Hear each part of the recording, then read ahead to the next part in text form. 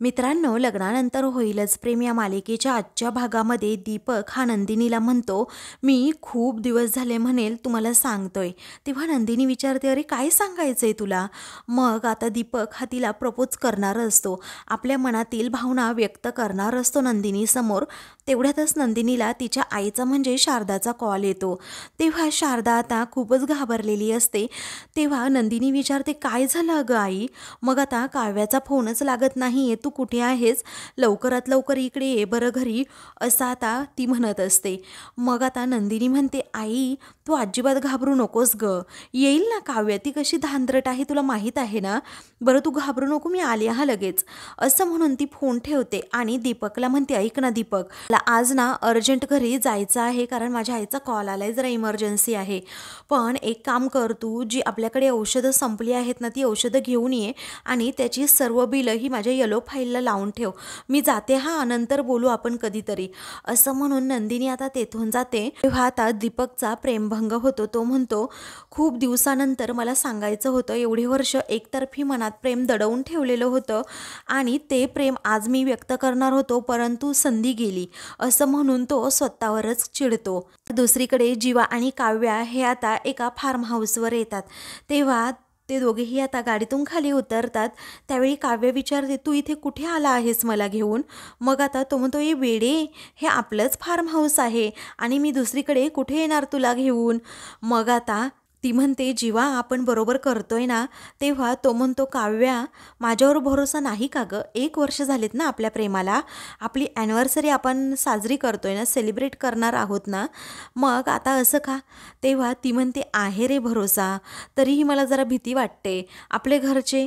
मग आता तो म्हणतो, अगं ऐक ना, तुझा फोन दे बरं मला, असं म्हणून तो फोन आता गाडीतच ठेवतो आणि लगेच गाडी लॉक करतो.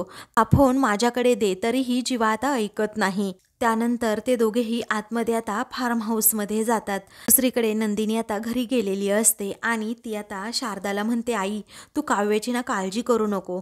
मग आता शारदा म्हणते, अगं मुली कितीही मोठ्या झाल्या ना, तरीही जीवाला घोर लागतोच ग, अशी तिला सटरफटर खायची सवय आहे आणि सारखी आपली भूक लागत राहते. मग डबासुद्धा घेऊन गेली नाहीये, काय करायचं बरं आपण? तेव्हा नंदिनी म्हणते, ती मोठी झाली आहे ग आई, नको काळजी करू आता. इकडे जीवा आणि काव्य हे दोघेही आता मस्त गार्डनमध्ये येतात आणि दोघेही मस्त अशा गप्पा मारत असतात. तेव्हा जीवा आता काव्याकडे पाहतच राहतो. मग आता काव्य ही लाजते. मग आता ते दोघेही पुढे पुढे चालतात. जीवा विचारतो, काय ग, तू मला काही सरप्राईज देणार होती ना? मग आता ती म्हणते, हो देते ना तुला सरप्राईज, असं म्हणून ती एक मोठा पेंटचा डबाच काढते. तेव्हा आता जीवा विचारतो, काय हा पेंटचा डबा मला काय तू गिफ्ट देणार आहेस का? ती म्हणते, थांब रे जीवा, किती एक्साइटमेंट ती.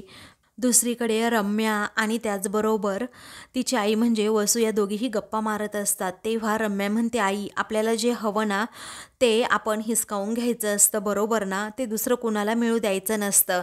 अगं आजसुद्धा मी मंदिरात असंच केलं. पार्थ आणि नंदिनी एकत्र देवाचं दर्शन घेत होते, परंतु मी त्या दोघांना एकत्र दर्शन घेऊच दिलं नाही. मी त्या दोघांच्या मध्ये गेले आणि पार्थ शेजारी जाऊन नंतर उभी राहिले.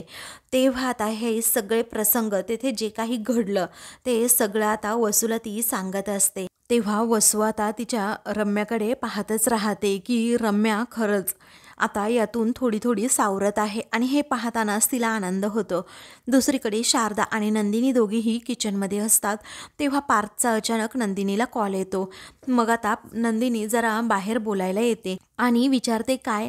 तेव्हा तो म्हणतो की काही नाही, काय करताय? ती म्हणते, घरातच आहे. मग आता तो विचारतो की संध्याकाळी डिनरला भेटायचं का, म्हणजे कॅन्डल लाईट डिनरला? तेव्हा नंदिनी म्हणते, कॅन्डल लाईट डिनरला नाही हो, सॉरी हां, मी नाही येऊ शकत. आपण एक काम करूयात ना, पण लंचला दोघांनी भेटायचं का, म्हणजे तर जास्त रात्रीचं नको वाटतं बाहेर फिरायला. मग आता पार्थ म्हणतो, काय हरकत आहे, विश्वास नाही का माझ्यावर? ती म्हणते, माझा तुमच्यावर पूर्णपणे विश्वास आहे, परंतु नको अहो. मग आता पार्थला थोडं वाईट वाटतं आणि तो म्हणतो की बरं ठीक आहे, आपण नंतर कधीतरी भेटूयात, असं म्हणून आता तो फोन ठेवतो. मग नंदिनी मनात विचार करते, बापरे, यांना वाईट वाटलं की काय? मी तरी का नाही डिनरला यांना नाही म्हणाले काय माहीत. पण एका क्षणी ना मला जरा अवघडल्यासारखं वाटलं आणि म्हणून मी नाही म्हटले. परंतु पार्थला वाईट वाटलं ना, हे खरं आहे तितकंच. तर दुसरीकडे रम्या आणि वसू रूममध्ये असल्यामुळे मंजू तेथे येते आणि म्हणते की खरंच खूप मोठी गुड न्यूज आहे आपल्याकडे. वसू विचारते काय झालं. मग आता लगेच ती ते पत्र दाखवते आणि म्हणते, हे बघ पत्र. म्हणजे रम्याने पार्थला जे पत्र लिहिलं होतं आणि त्यावरती पार्थने जे उत्तर दिलं होतं ते पत्र आपल्या हातात आहे. तेव्हा वसू ते पत्र पाहते आणि तिला तर धक्काच बसतो. ती आय टू लव्ह यू असं पार्थने लिहिलेलं पाहते. त्याचवेळी वसू म्हणते, इतका खोटारडेपणा. माझ्या रम्याला तुम्ही खोटं ठरवत होतात ना. आता रम्या, तुझं आणि पार्थचं लग्न कुणीही थांबवू शकत नाही. वसू रम्याला शब्द देते. त्यामुळे रम्या तर आता खूपच खुश होते आणि मंजू देखील. तर दुसरीकडे आता काव्याने खूप सुंदर असं गिफ्ट जीवाला दिलेलं असतं.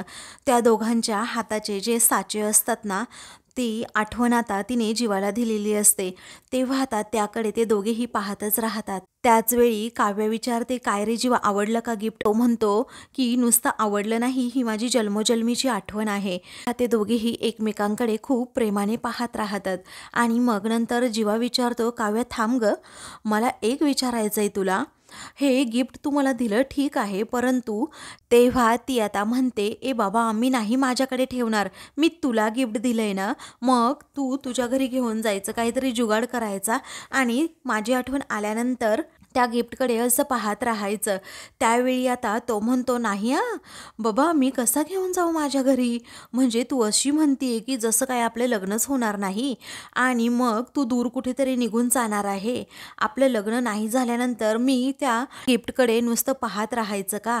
मग आता काव्या म्हणते, असं निगेटिव्ह नको ना रे बोलू जीवा, जरा पॉझिटिव्ह बोल. ती त्याच्याकडे खूप प्रेमाने पाहते, हातात हात घेते आणि म्हणते, आपले लग्न होणार आहे. अरे पण जगात सगळी माणसं आपल्यासारखी लकी नसतात. काही माणसं ना अनलकी असतात, कारण ज्या व्यक्तीवर ज्यांचं प्रेम असतं त्या व्यक्तीबरोबर त्यांचं लग्न नाही होत.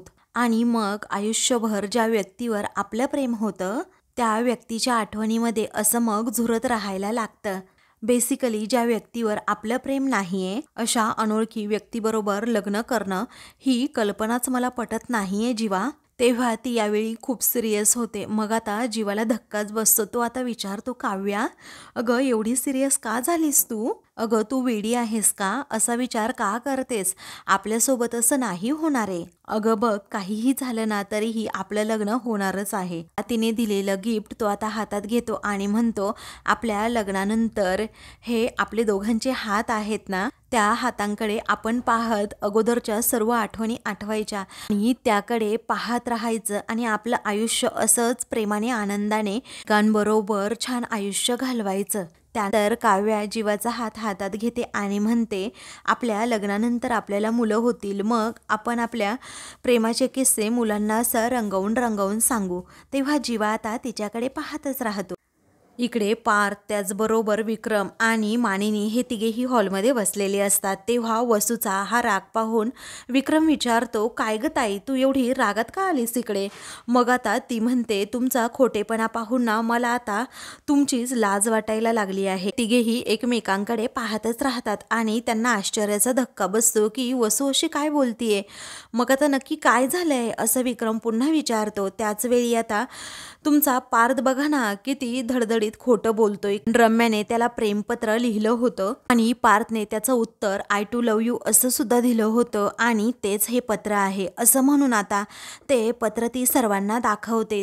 तेच पत्र पाहून आता पार्थला खूप मोठा धक्का बसतो. त्याचवेळी वसू आता खूपच चिडलेली असते. मग आता विक्रम विचारतो, काय अगं वसुताई, किती मोठ्याने बोलतीयस तू? जरा शांत हो, जरा शांत राहा. एवढं ओरडायला काय झालं? पण त्याचवेळी वसू म्हणते, आम्हाला तुम्ही खोटं ठरवलं होतं ना. ती वेदना अजूनही माझ्या हृदयामध्ये ताजी आहे, समजलं विक्रम? आणि म्हणूनच मी ओरडून ओरडून सांगतेय की माझी रम्या खरी होती आणि आहे. अरे पार्थ बघ ना हे पत्र, असं म्हणून ती पार्थला ते पत्र बघायला सांगते आणि पार्थच्या खोटेपणावर शिक्कामोर्तब झालंय आता, कारण हाच पुरावा माझ्याकडे मला सापडलाय. तेव्हा श्रद्धा आता मनातच विचार करते की अरे बापरे, शेवटी पिहूने उत्तर दिलेलं ते पत्र मावशीला सापडलंच. आता पूर्णपणे वाट लागली. मग आता पिहू खूपच घाबरते आणि म्हणते ताई आता काय करायचं. मग तिला श्रद्धा शांत बसायला सांगते. नंतर वसू विक्रमला म्हणते तुझ्या मुलाने लग्नाची इच्छा बोलून दाखवली, अगोदर असं भाळवलं आणि मग नंतर हात वर केले. तेव्हा घे हे पत्र वाच, असं आता वसू ते पत्र पुढे करत म्हणते. विक्रम ते पत्र घेत नाही. तेव्हा तू वाचणार आहेस की मी वाचवून दाखवू, असं आता ती विचारते. तेव्हा ते पत्र विक्रम आता वाचत असतो. मग आता रम्याने पार्थला दिलेलं हेच पत्र होतं का वसुताई, असं विक्रम विचारतो. तेव्हा ती म्हणते हो हेच पत्र होतं आणि पार्थने त्यावर उत्तर सुद्धा दिले. तेव्हा आता आय टू लव्ह यू असं त्यावर लिहिलेलं असतं. ते पाहून आता विक्रम हादरतोच आणि पार्थकडे पाहत राहतो. पार्थला या गोष्टीचा अंदाज सुद्धा नसतो आणि त्याने ते पत्र या अगोदर पाहिलेलं सुद्धा नसतं. मग वसू म्हणते पाहिलं का, तुझ्या मुलाचा आला ना आता खोटेपणा समोर. तेव्हा पार्थ म्हणतो सॉरी आत्या, या अगोदरही हेच उत्तर होतं आणि आत्ताही हेच आहे, कारण मी ते लिहिलंच नाहीये. कारण ते पत्र मी आत्ताच पहिल्यांदा पाहिले, उत्तर लिहिणं तर सोडाच, असं म्हणून तो स्वतःची बाजू मांडतो. मी खोटारडा नाहीये, एखाद्या मुलीला फसवणं ही माझी नियतच नाहीये. तेव्हा तो ते पत्र पाहतो आणि मग नंतर एकदम शांत होऊन जातो, कारण त्यावर खरंच आय टू लव्ह यू असं लिहिलेलं असतं. मग आता वसू विचारते काय रे, झालं का तुझं मन समाधान झालं ना, आता बघ की आत्ताही तुला नाहीच म्हणायचंय माझ्या रम्याला. मग रम्या आता रडत असते. तेव्हा श्रुती आता खूपच घाबरते. त्यावेळी पार्थ स्पष्टपणे सांगतो की हे मी लिहिलेलं पत्रच नाहीये. त्यावेळी तो विचारतो तुला काय वाटतं ग आत्या, हे हँडरायटिंग माझं आहे का. तेव्हा वसू म्हणते रम्याने तुला हे पत्र लिहिलं त्याच्यावरती उत्तर दे, असं म्हणून ते पत्र तुझ्या रूममध्ये तिने ठेवलं. आता त्याला जे उत्तर दिलंय ते दुसरं कोणीतरी दिलंय असं म्हणायचंय का पार्थ तुला. त्यावेळी पार्थ म्हणतो आत्या हे बघून तुमचा गैरसमज होणं हे स्वाभाविकच आहे, पण मी हे लिहिलं नाही असं स्पष्टपणे तो जेव्हा म्हणतो ना, तेव्हा रम्या ही हादरून जाते. त्यावेळी तो आता रम्याकडे जातो आणि तिला विचारतो काय ग, हे माझं हँडरायटिंग आहे का. तेथे असणारी एक डायरी तो आता घेतो आणि म्हणतो हे अक्षर बघ आता, या अक्षरांमध्ये किती भिन्नता आहे आणि कम्पेअर करून बघ. तेव्हा रम्या आता फक्त रडत असते. तेव्हा तो तिला समजावतो लहानपणापासून मला ओळखतेस ना, मग तुला माहीत आहे ना माझं हँडरायटिंग कसं आहे. तेव्हा तो आता आत्याला सुद्धा दाखवतो बघ ना ग हे अक्षर, परंतु आत्या म्हणते खोटेपणाला सीमा असते. अरे माझ्या रम्याकडे बघ, 3 दिवस झाले नुसती रडतीये ती. मग आता पार्थ विचारतो रम्या अगं सांग ना, ते अक्षर माझं नाहीये, तू ओळखतेस ना मला, एवढंच ओळखलं का मला तू. तेव्हा ती म्हणते अरे भावनेच्या भरामध्ये अक्षर वेगळं येऊ शकतंच ना, म्हणजे तुला असं म्हणायचंय का दुसरं कोणीतरी लिहिलंय ते. अगं एकीकडे बेस्ट फ्रेंड आणि पार्टनर म्हणतो आणि दुसरीकडे असं वागतो.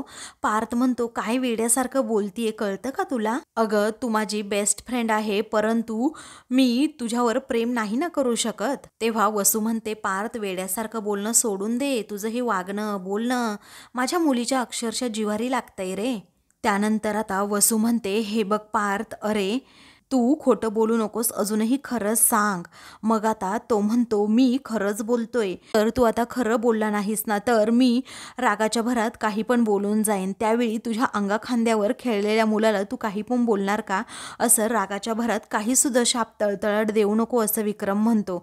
त्यावेळी आता पार्थ म्हणतो कसं मी सिद्ध करू, कसं करू मी आता सिद्ध हे की मी हे लिहिलेलं नाहीये. मग रम्या म्हणते हे बघ पार्थ, तुझ्या मनात जर नसेल ना तर माझ्या प्रेमाचा असा तमाशा होण्यापेक्षा मीच कुठेतरी जाऊन ना जीव देते आता. तेव्हा वसू तिला पटकन पकडते. मग आता पिहूला अजिबात हे आवडत नाही की घरात माझ्यामुळे एवढा तमाशा होतोय.